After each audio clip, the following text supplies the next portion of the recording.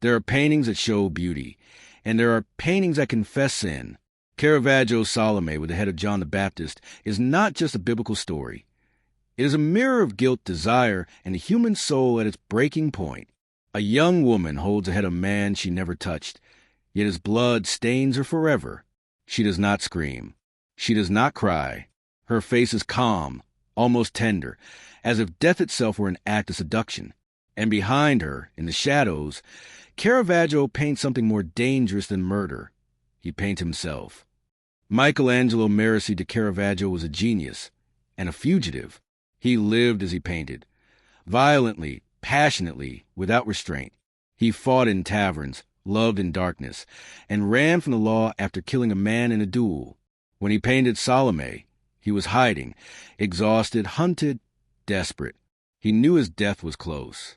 And so he poured his soul into this painting, not as an artist, but as a man confessing to God. At first glance, the painting is beautiful. Soft light caresses Salome's skin. The crimson cloth glows like flesh. Even the severed head looks almost peaceful, illuminated by a divine, tragic glow. Caravaggio makes him look holy. He turns death into desire and purity into temptation. It's as if the light itself is seducing the darkness. Look closer at Salome's face. She is not triumphant. She is haunted. Her beauty is burdened by guilt. Her gaze drifts somewhere between heaven and hell. Many believe Caravaggio painted Salome as a reflection of himself, the sinner holding his own crime. The head of John the Baptist is not just a prophet. It is Caravaggio's own portrait. He paints himself as a victim, begging for mercy from the woman who condemned him or from the God he betrayed. In Caravaggio's world, holiness and lust are never separate. The light touches the flesh like a lover's hand, revealing every contour, every shadow. But it's not vulgar, it's sacred, because for Caravaggio, the divine was always found in the body. He believed God lived not in angels or temples, but in wounds, in eyes, in the trembling of human skin. And in Salome, that trembling is eternal. Caravaggio's light is not just illumination, it's revelation.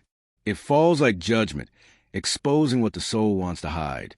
In Salome, it rests on her face, her hands, her skin, but not the severed head. The light forgives her beauty, but condemns her silence. It shows that she is not the killer, only the witness. Yet the witness bears the same guilt as the one who struck the blow. Caravaggio's light does not choose sides. It blesses a sinner and blinds a saint. Caravaggio's women are never simple. They are not symbols of virtue or sin. They are both at once. In Salome, he paints the eternal duality of womanhood, the temptress and the redeemer, the flesh and the soul. Her hands are gentle, but her eyes are distant, as if she understands the price of her beauty.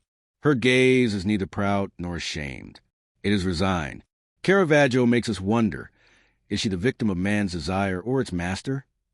The head of John the Baptist is not just death, it is redemption. Caravaggio paints the prophet's face with tenderness, almost peace. The lines are soft, the blood dark but subdued, as if the act of killing has already turned into forgiveness. In this paradox lies Caravaggio's theology. Only through sin can we see grace. Only through darkness can we understand light. He paints not the punishment of sin, but its transformation into salvation. Salome was Caravaggio's confession. He knew he could never escape what he had done, so he painted it, not to erase his sin, but to understand it. The tenderness of Salome's gesture, the quiet way of the head, the stillness of the light. All of it feels like the final prayer of a man who had nothing left to offer but truth. Caravaggio confessed not with words, but with the body, the way he always did. And perhaps, in that moment, God finally listened. Caravaggio never painted angels. He painted bodies, bruised, bleeding, trembling, alive. To him, holiness was not an idea. It was a feeling raw, sensual, and human. In Salome, the divine hides inside the forbidden. The soft curve of her neck, the light on her skin, the faint shadow of guilt. They all whisper the same truth. That desire is not the enemy of God. It is the proof of life.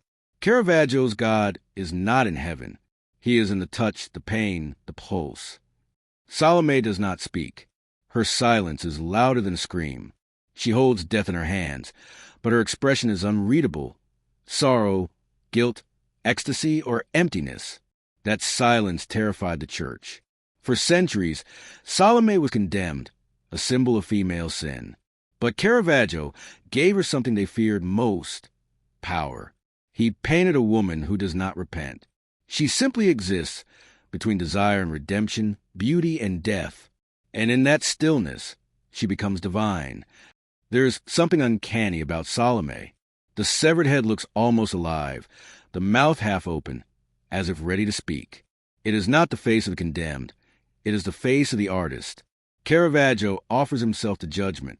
He paints his own death, his own confession, and places in the hands of beauty. The woman becomes his priest, the instrument of both punishment and salvation. Through her he accepts his fate, and through her he asks for grace. Caravaggio's Salome is not just about sin. It's about transformation. He takes the horror of death and turns it into beauty. The painting whispers, even in guilt, there is grace. Even in darkness, there is light. The softness of her hand, the glow of her skin, they redeem the brutality of the act. Caravaggio shows us that the divine is not pure, it is human, and that redemption is not given by priests, but earned through the courage to face oneself. After painting Salome, Caravaggio began his final journey, a desperate attempt to return to Rome and beg forgiveness. He never made it. He died on a lonely beach, under a merciless sun, with no witnesses, no absolution.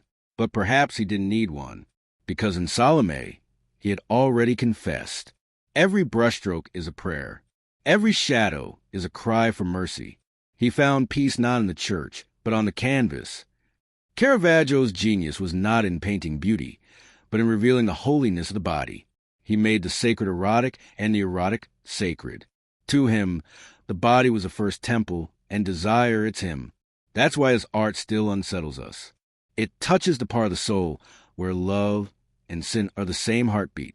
In Salome, the moment of death becomes the climax of faith, a union between beauty and blood, between heaven and flesh. In the end, Caravaggio painted one final truth, that beauty and death are not enemies. They are lovers, forever locked in the same embrace. Salome does not kill. She delivers. She delivers the soul of the artist to the light he always chased. And maybe that's what redemption really looks like. A sinner offering his darkness to God, and God accepting it as art.